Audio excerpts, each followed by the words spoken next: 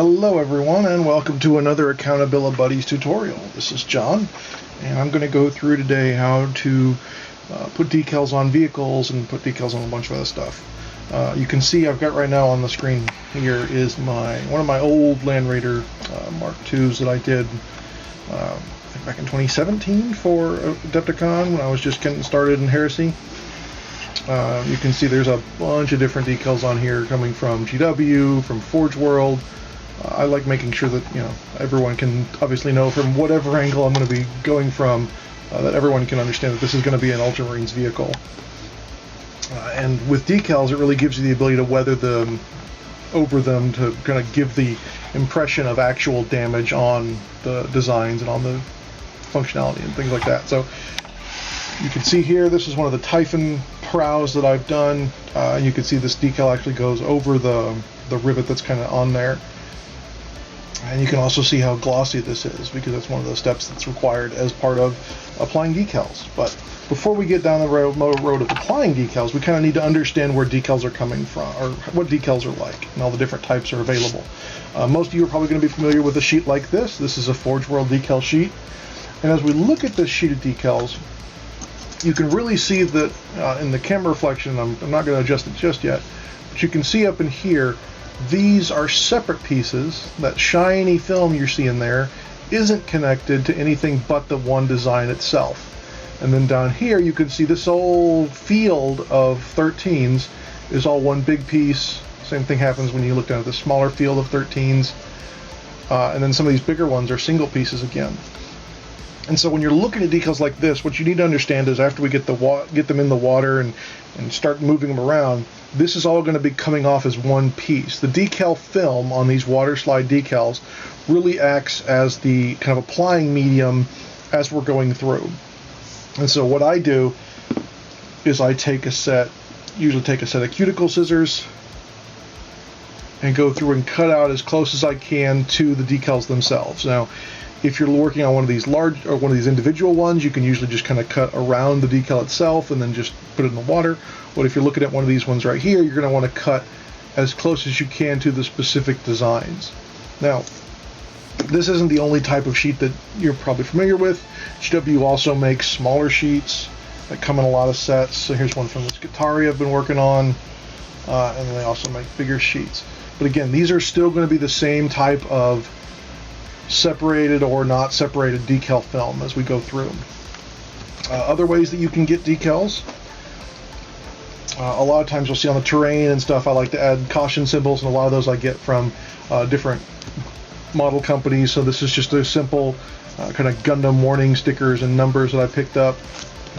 And so when you get these, you'll get kind of the simple instructions on the back in English, but you'll also get with these decals, and with the Forger ones as well, you'll get with this little cover sheet right here. And this is really just designed to keep a lot of moisture off these decals. Because they are water slides and water activated decals, you want to make sure that you don't accidentally spill anything on them, or don't accidentally, while you're talking, spit on them or anything like that. You want to make sure to keep these as dry as possible as you go through and work with them.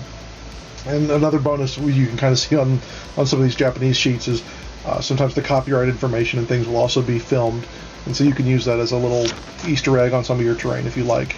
I've done that on a few of the pieces of terrain that I worked on. The other types of decals that you may run into are called dry transfers. This is the only one I've got available. It's from an older Gundam kit. And the way these work is you really kind of come in and cut as close as you can to the specific designs that you want.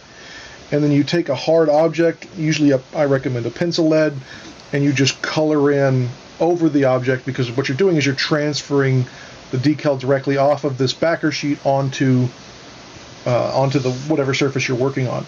I don't like dry transfers as much, simply because you can't use microset and microsol to manipulate the decals in such a way that you can kind of bend them around corners. You're really limited to what you can push into and what you can color onto.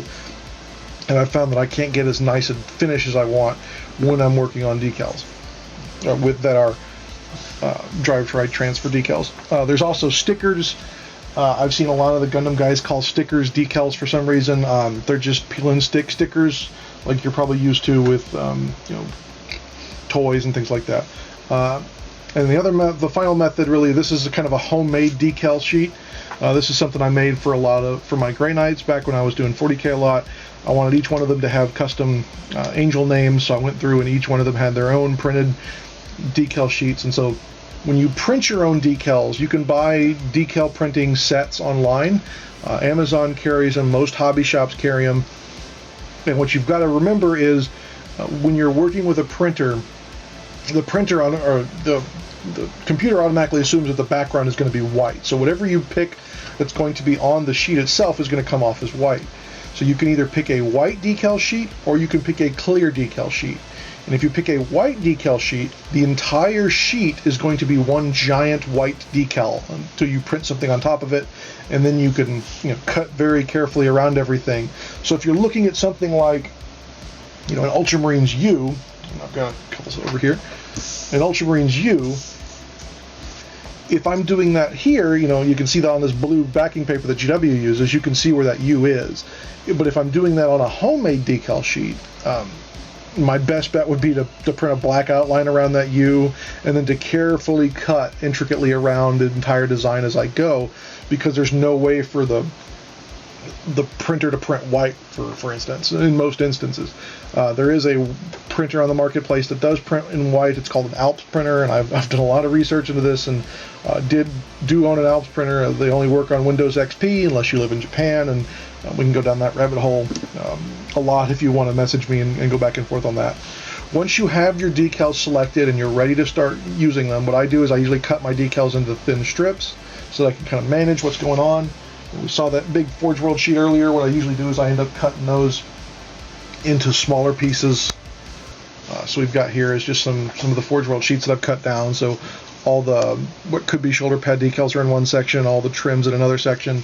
I just try to organize those a little better that way for my own personal decal systems. I do have an insanely large collection of decals that are organized in a comic book box, and each one of them is sleeved that way. Once you have your decals picked out, you've got everything cut out, you're ready to go, you know where you want to apply them on the vehicles. What I then look for is decal setting and decal solutions. So micro set is probably the one that you're going to find most easily at most model shops and comic shops. This is what you put down on top of the vehicle you're going to be putting it on. And then after you've got this down, this basically cleans the area. It's a setting solution. It improves where the decal is going to adhere to. And then once you've got the decal on, you soak it in water, you pull it off the water, you pull it off the backing sheet, put it onto the vehicle, let it dry. I'll usually use either a Q-tip or this decals tool that I picked up from Squadron to kind of maneuver the decal in place. And we're going to go through and I'll show you all the demo how I do this on vehicles in just a bit. Sop up any extra water or set solution that might be on there, and then I come in with a solvent solution. And so micro sol is the next step in the process from the micro industry people. Other companies also make setting solution or sol solutions. So Solvaset is probably one of the more I want to kind of describe it as hungry. It destroys more of the decal as it goes. So you have to be a lot more slow when you're applying it. You don't want to rush and brush it on there really hard, or you'll end up picking the decal up or destroying it. And if you're looking for some of the Japanese versions, Mr. Mark Softener is one that's made by Gunzi that also is a softener solution. The other thing you're probably going to notice if you go and look at the micro industries booths or websites is they also have this liquid decal film. This is a way for you to make your own decals. Like I said, you can buy those kits, and those kits usually, after you're done printing on there, you put this decal film over the area, and that's what creates that gloss that we saw earlier. That's all the decal film as we go through and look at these. You can also use this to restore older decals. So if you've got decals, I usually say if they're over 30 years old, you probably want to go ahead and put a layer of this on there. Testers used to sell this in a spray can. It stunk to high heaven, but it was really good for what it did as far as working on projects. Now that we know what chemicals we're looking for in the environment, what other tools do we want apart from a Q-tip and maybe a soft decal tool. So you can see this is kind of a rubbery, and these are replaceable heads that come off here, and so you can swap them out as they get damaged or dirty. I also recommend tweezers. So as you're pulling the decals off, the solutions, some people make decal tweezers. So these are just flat. You can use it to hold the decal as you maneuver it into position and then pull it off as it goes. I use these when I'm working on larger decals, so the ones that you saw on the side of that Land Raider. And the other thing I recommend is these watercolor pens. So these allow you to go and add your own liquid into these objects, and then you can squeeze them and it'll fill up this reservoir, and that'll transfer it down to the nylon brush tip at the end, and so you can paint it on. I've seen people use these for washes. I've seen people use these for a lot of different, really things that you need to be liquidy. Obviously, watercolor, you can use them in watercolors. You can just load them up with water and reload your watercolors that way. But I have my decal setting solution and decal solvent solution in these different things, and that's what allows me to do very quick decals. So what I'll do, I'll set my decals in water. In my instance, I used to use a peanut butter jar lid just flipped over. Now I have this tool from Trumpeter that allows me to fill this in with water. You can see there's just a little bit of water left in there from an earlier decal journey. I try to go for warm water, not hot water. If I get it out of the tap, I let it run just a little bit so it gets kind of a room temperature to it. And if I've got maybe water that I've set out for a few days, I go ahead and microwave it so it's got a little bit of warmth to it, then I add some more cold water back to it. I'm looking for something that's around room temperature, so mid 70s type of degrees. And so again, you cut your decals out using I use cuticle scissors like these ones right here. You can also use an X-Acto knife, or you can use normal scissors. I find that the cuticle scissors allow me to get a lot closer cuts and into areas. I was always on the lookout for cuticle scissors, as I bought some that were kind of cheap ones from Amazon, but these ones I picked up at a hobby show, and they're really smooth acting. And so you cut your decals out, you soak them in water for enough time that they start getting movable. You pick them up with tweezers, you pull the decal off the film onto the model that you've already pre-softened with micro set. The decal sits on there for enough time that it dries, and then you come back with enough layers of microsol that we slowly build that up until it forms around the objects that we're working on. This is what allows the microsol and micro set are what allow you to make sure that you've got a clean decal down. You don't have any of the warping or the bubbles or anything like that that's going to happen in the system in a normal decal application. It also allows you to bend those decals around different angles. So you can see again on this one that rivet that we had that I went right over, and then you can also see on some of these where it's bent around corners. I think on this side I had, yeah, right here it kind of dips into that panel line a little bit right in there, but I just wanted to make sure that before I start doing any decal applications, y'all get an understanding of what the processes are. And again, the biggest thing to remember when you're doing decals is you can always take it off. As long as you haven't sealed over the decal, you can always remove it. Decals are going to be very, very, very delicate once you've put the solvent solution over it. So if you're not careful, or if you're using these brushes and you get a little too violent with it, you can kind of peel it up from a corner, or you can rip it. In that instance, maybe it's time to add a little more weathering on that decal to kind of beat it up a little bit. My part came off here. But it allows you to get an understanding of how we're going to apply decals in just a little bit, and I'll come back in a while with decaling up my first Spartan for my army. Okay, and welcome back to the Spartan decal session. So first thing I do before I put down decals is I want to make sure that there's a nice even gloss coat over my entire model. And I do that via, usually I use spray paint. This is probably the best spray paint that I've found on the market. Karl Color Master non-yellowing clear gloss. You can usually find it by this red cap. I've tried a bunch of other different clear glosses, but for some reason, like I said during my video on the painting, is the last step that I do is I go through and apply a blue filter, that kind of transparent filter on the last step to kind of tie everything together. For some reason, I found that a lot of times the decal setting and decal solvent solutions will pull that through with some of the other gloss coats. So I would go ahead and recommend testing out and seeing what's going on with how your gloss coat will interact with some of your decals and decal film when you're working on that. You can see I've got some decals laid out here as far as what I'm looking for. It's a little hard to pick up some of them because they're white on the kind of off blue background, but I've just got a real collection of everything that I want on here. Again, it's a lot of U's, it's a lot of 13s, campaign symbol, that yellow circle with a skull in the middle of it.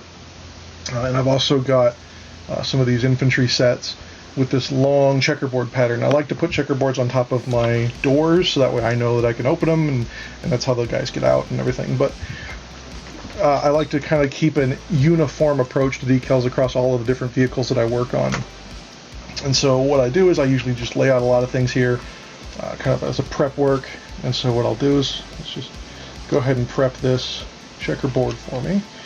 And again, this entire sheet is separately filmed, so you don't have to cut super close to a lot of these. You can just kind of cut around it fairly close. And so now we'll measure it out. Always go a little bit longer because again, those decals are going to be able to bend around that door or wherever you're putting these. So I always err on the side of having too much decal instead of having too little. You can see it's never really easy to get perfect cuts on these. Sometimes you gotta dance around some things and do half cuts. Once we've got prep work done, cut off any words just in case.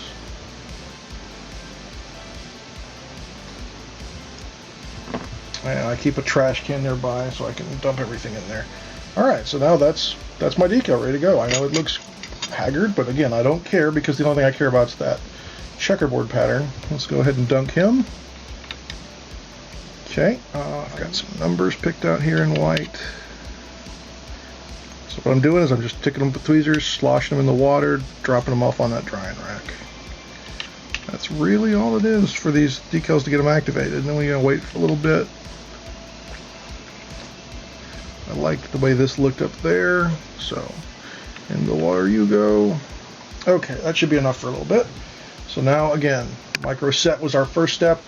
Blue cap on my marker so that way I never get it confused. So let's prep the area. So we're doing this. I'm squeezing as I apply this. You can see how it's coming off a little wet there. I'm putting that one right there. I've also got the hatch number. Anywhere that I might put decals in the next 5 minutes is getting prepped. So those panels. And you can see that's kind of drying up there already. It kind of separated a little bit. Again, you don't have to have this super nice, super neat. Okay. So let's come over here and check our decals. You can see here, I'm just going to poke them with the tweezers a little bit to see if they move around. Oh, we got some movement on that blue one.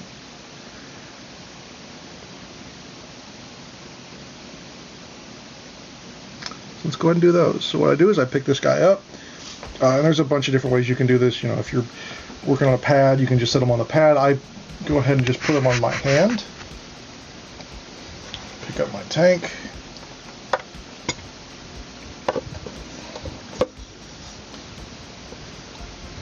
And from here, you can either hold the paper overwards, taking your other hand with the decal tool, slide it off. You don't have to use the decal tool. You can use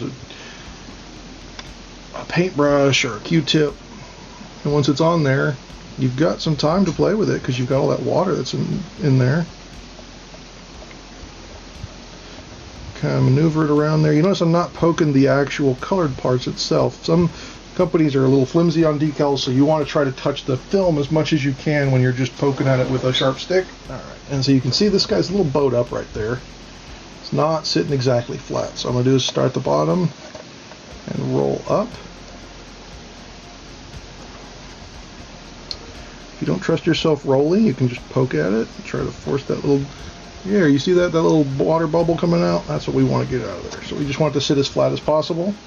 And then, you know, you're also trying to center this as much as you can. You do have a little bit of play time while you're waiting for this to dry. See, even though that water bubble's out of there, I've still got some movement in it.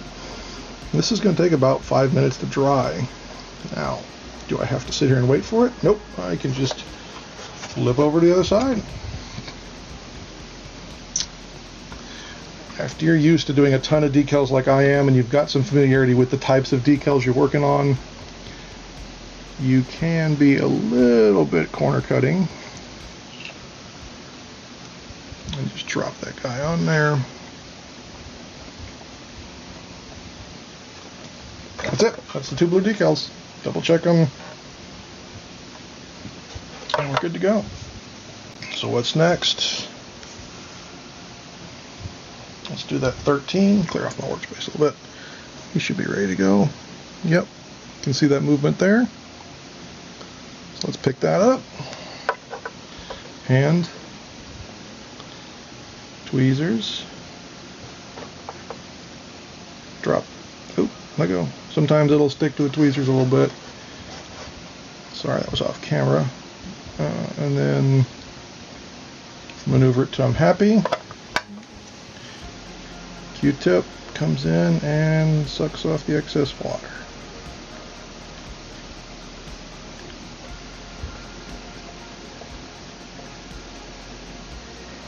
And that's 3 decals done. What about that big, long, hairy decal that everyone's scared of on that door, right? Double check that we've got enough solution down.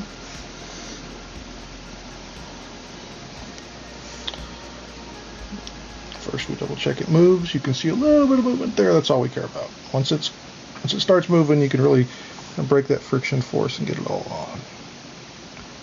Boop.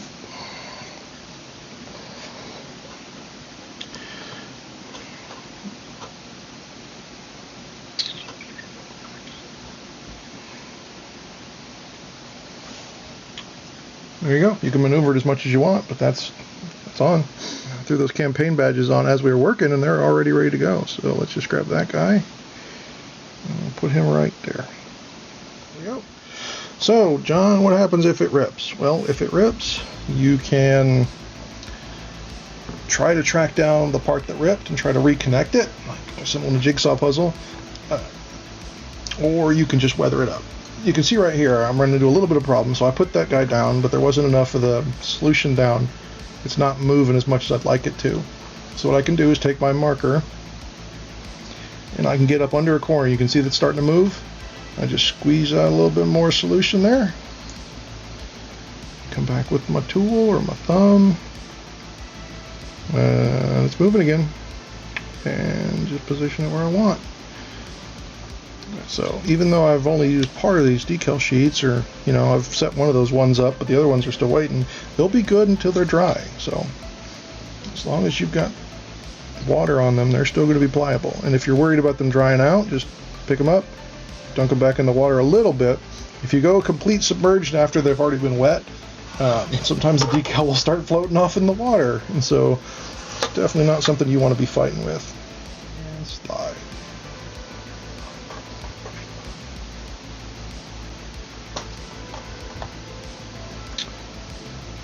John, that's bigger than the door. It's overlapping into some of those panel lines. Yes, it is. And when we put the decal setting solution on there next, it's not going to matter. Remember, the next solution step is going to make it so that it contours into panels. I want to be able to move this just a little bit. I don't think it's quite centered enough for my taste, so I'm going to give it a little bit extra liquid under there. And now I can give it a little bit of play.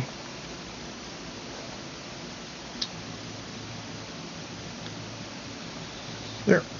I'm happy with that. Okay, so we've got all of our decals on. We're fairly happy with how everything looks. Now it's time for the next marker. Again, this is going to be the setting solution that goes on microsol, whatever else we're looking for. We can push this to the side now. We're done with water. We're done with scissors and everything. What I'm going to do is I'm going to squeeze this enough so some of the liquid bubbles up. I've got enough on the brush now that I can just kind of come in and paint these without applying really any pressure at all. And this is going to make that decal hug down to the surface a lot better. You really don't want to touch the decals if you can help it with this stuff on. You can see I'm just pinching the tank so I know where my fingers are going to be going. And you can also just drop this on if you want, like that. So this, apply a little bit of pressure to bend that around the corner.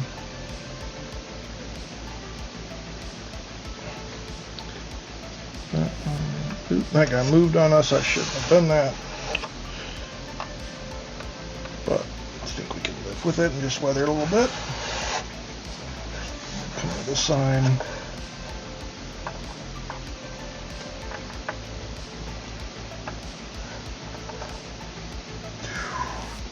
Okay, that's bad. Ooh, you can see it's starting to try to grab on one corner, so I need to move very quickly or I'm going to be... Nope, that decal's gone. Okay. This is why it's important to have extra decals, because sometimes when they start bunching like that, this one's just gone. It's not where I want it to be, and it's not acting like I want it to act, so you can see it's starting to fold over on itself. Occasionally you can save those, but if you've got extra decals, it's better just to throw it away and try again. So I'm going to dry off as much of that setting solution as I can. Come back to my sheet of campaign decals.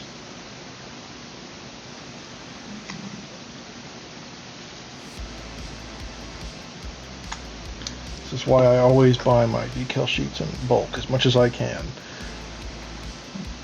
And start a new one up. This one's a little hard to replicate if I destroy it, so I'm just going to paint it on really careful like. It's more pushing liquid around and less brushing.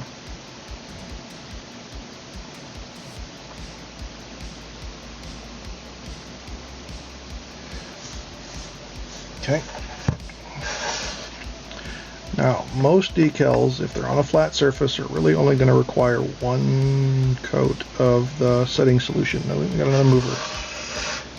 We're going to only require one coat of the setting solution to get stuck in there. If you're looking at something that's cracked or something that's on a weird area, like that big U on the side or the checkerboard up front, those may require multiple coats, and that's why we like to use the pens. So that way you're not worried about dumping a bottle of setting solution all over your workspace.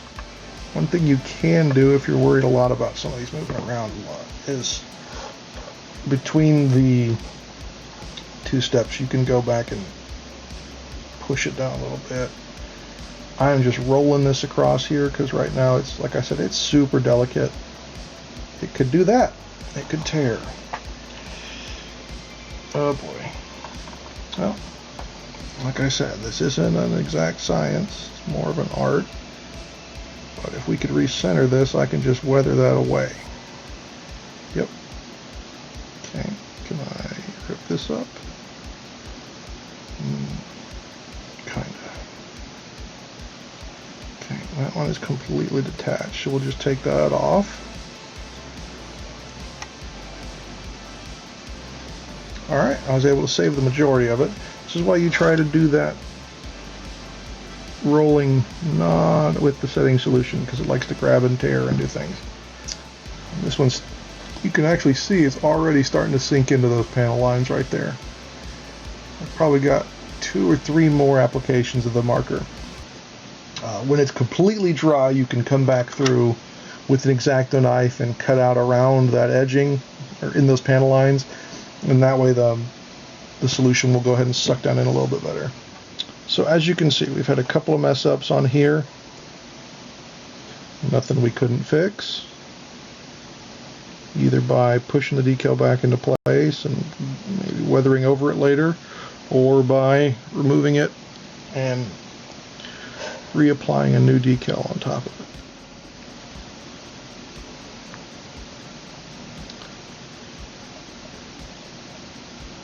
So in the time to record this, 3, 4, 6, 7, 8, 9, 10, 11, 12, 13, 14, 15, 16, 17, 18, 24 decals on the Spartan.